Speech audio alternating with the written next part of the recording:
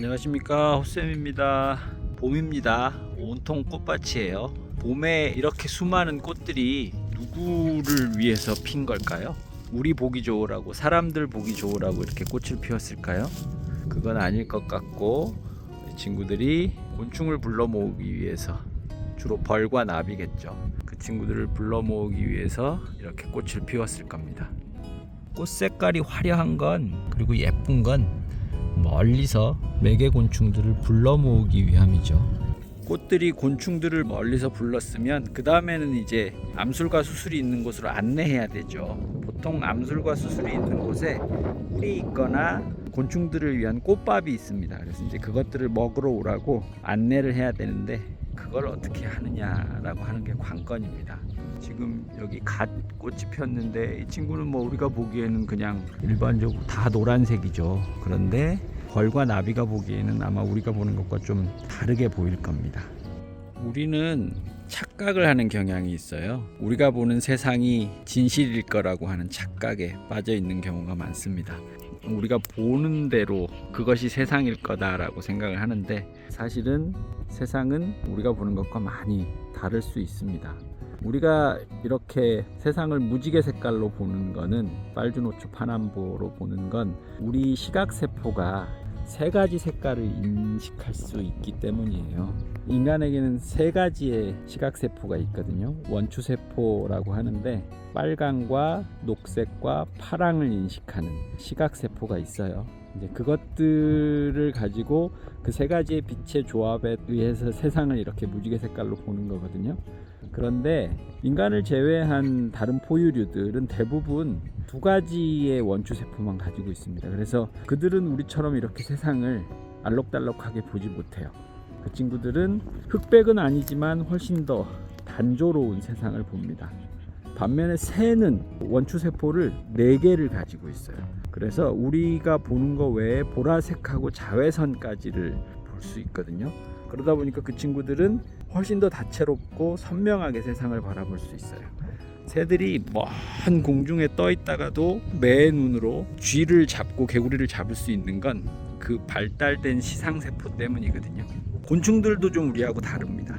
벌은 세 가지의 세포를 가지고 있기는 한데 빨간색을 인식을 못하고요. 반면에 자외선을 인식을 해요. 그래서 가을에 벌초하러 갈 때 붉은색 옷 입고 가면 벌한테 안 쏘인다라고 하는 이유가, 벌들이 붉은색을 인식하지 못하기 때문에 붉은색 옷을 입고 가면 그 친구들은 검게 인식하거든요. 그래서 붉은색을 입으라고 하는 겁니다. 대신에 우리가 인식하지 못하는, 우리가 전혀 바라보지 못하는 자외선을 인식하죠. 그리고 나비는 우리가 보는 거 외에 자외선을 또 인식을 해요. 그래서 나비가 훨씬 더 다채롭게 세상을 바라볼 겁니다. 붉은색도 인식하고요. 그러다 보니까 우리가 보는 꽃과 그 친구들이 보는 꽃은 좀 다를 수 있습니다. 세상의 모습도 전혀 다를 수 있고요. 지금부터 그 친구들이 보는 세상은 어떤지 한번 보겠습니다. 연분홍의 철쭉꽃이 정말 수줍게 피었습니다. 꽃은 크고 화려한데 꽃잎이 수수해서 수수함과 화려함을 동시에 가지고 있는 꽃이 철쭉꽃이죠. 우리가 보기엔 지금 특별한 안내선이나 넥타 가이드, 허니 가이드라고 하는 그 꿀 안내선, 이런 것들이 잘 안 보이지만 곤충 눈에는 지금 우리와는 다르게 보입니다. 지금 이게 이제 우리가 보고 있는 모습이고요. 조금 있다가 제가 자외선 카메라를 가지고 벌들은 어떻게 보는지 한번 보여드릴게요. 자, 지금 똑같은 철쭉을 자외선 카메라로 보면 이렇게 보여요. 가운데 부분이 훨씬 진하게 보이죠. 이게 나비와 벌이 이 꽃을 봤을 때 우리와 다르게 보이는 부분입니다. 이렇게 보인다는 건 아니에요. 지금은 이제 자외선만 인식하는 카메라니까 우리 눈에 까맣게 보이지만, 벌들은 연분홍의 꽃잎 색깔도 다 인식하고요. 나비도 마찬가지고요.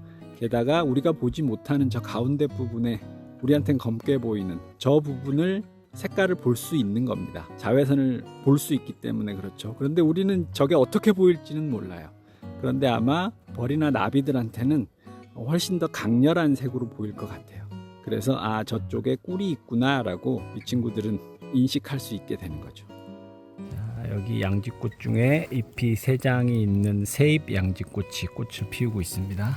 이 친구 꽃을 보시면 우리한테는 그냥 노란색으로 보이죠. 꽃을 자세히 보시면 안쪽 부분에 선처럼 보이는 게 있기는 해요. 안쪽으로 향하는 이런 선들이 있죠.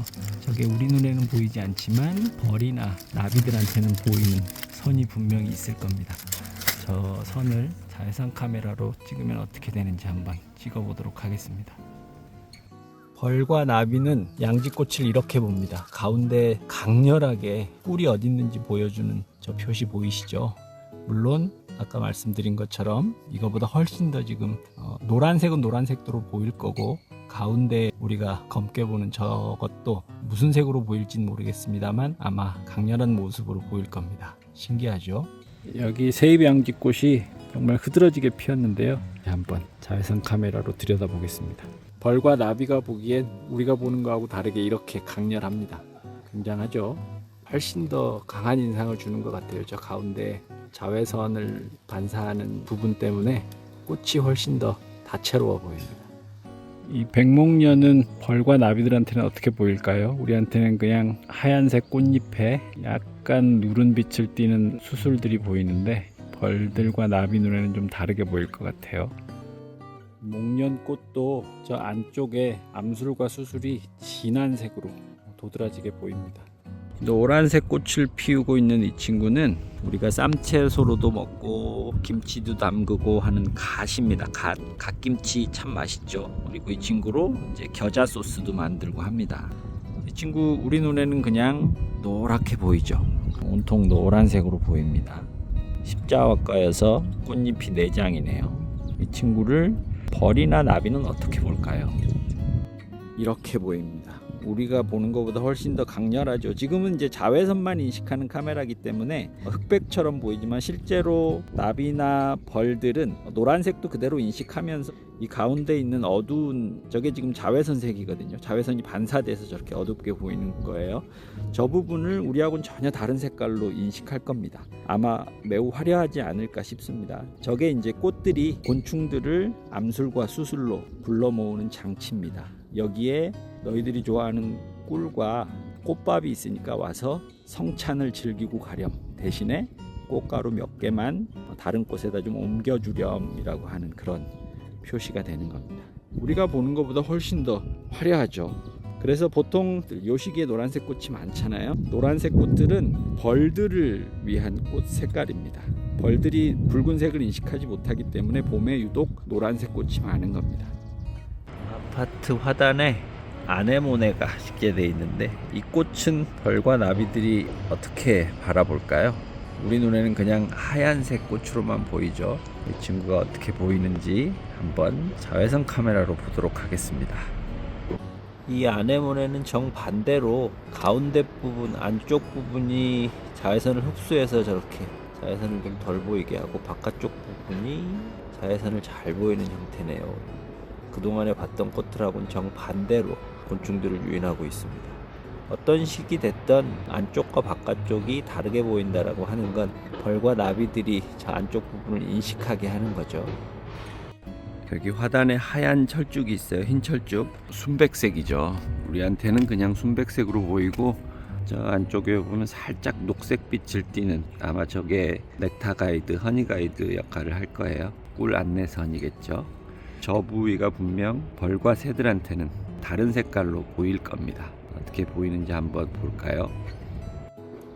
우리한테는 그냥 하얀색으로만 보이는 이 흰 철쭉도 안쪽에 녹색빛을 띠는 저 부위가 자외선을 반사하는 부위네요. 그래서 이렇게 그냥 같은 색이 아니라 벌과 나비들한테는 안쪽 부분은 좀 더 강렬한 색을 띠는 형태로 아마 보여질 겁니다. 논두렁에 애기 똥풀이 잔뜩 피었습니다. 예쁘게 피었네요. 이 친구도 우리가 보는 꽃 색깔은 그냥 노란색에 불과하죠. 과연 나비나 벌들도 이렇게 노랗게만 볼까요? 노랗게만 보면 멀리서 불러들이는 데는 뭐 효과적일 수 있지만, 꽃이 있는 자리를 알려줘야 더 수분을 적극적으로 이 나비나 벌들이 할 수 있을 것 같아요. 그러면 이 친구들은 나비나 벌에게 어떻게 보이는지 한번 살펴볼까요? 역시 기대를 저버리지 않고 꽃 안쪽 부분이 자외선을 반사하고 있네요. 그리고 암술과 수술도 자외선을 반사해서 저렇게 진한 색으로 보여지네요. 벌과 나비는 저걸 더 화려하게 인식하겠죠. 이 센 노란 서양민들레는 어떻게 보일까요? 우리에겐 그냥 다 노란색으로 보입니다. 네, 이렇게 보시는 것처럼 안쪽이 강렬하죠, 바깥쪽보다. 이렇게 해서 암술과 수술이 있는 저 안쪽으로 나비와 벌들이 모일 수 있게끔 꽃잎을 배치하고 있고 자외선을 반사하고 있습니다. 신기하네요. 그리고 우리가 보는 것보다 참 다채롭습니다.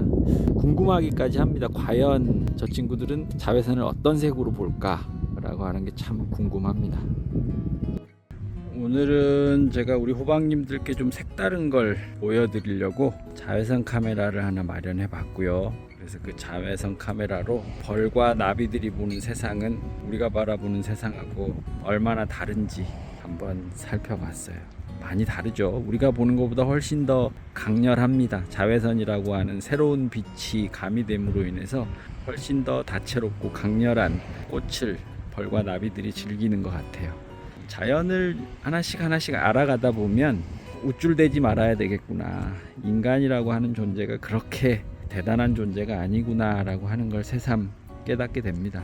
물론 우리 호박님들 이미 그러고 계시겠지만 자연을 좀 더 알아가면서 좀 더 겸손해지는 그런 시간들이 지속됐으면 좋겠습니다. 오늘도 감사합니다. 약은 약사에게, 식물은 호쌤에게. 감사합니다.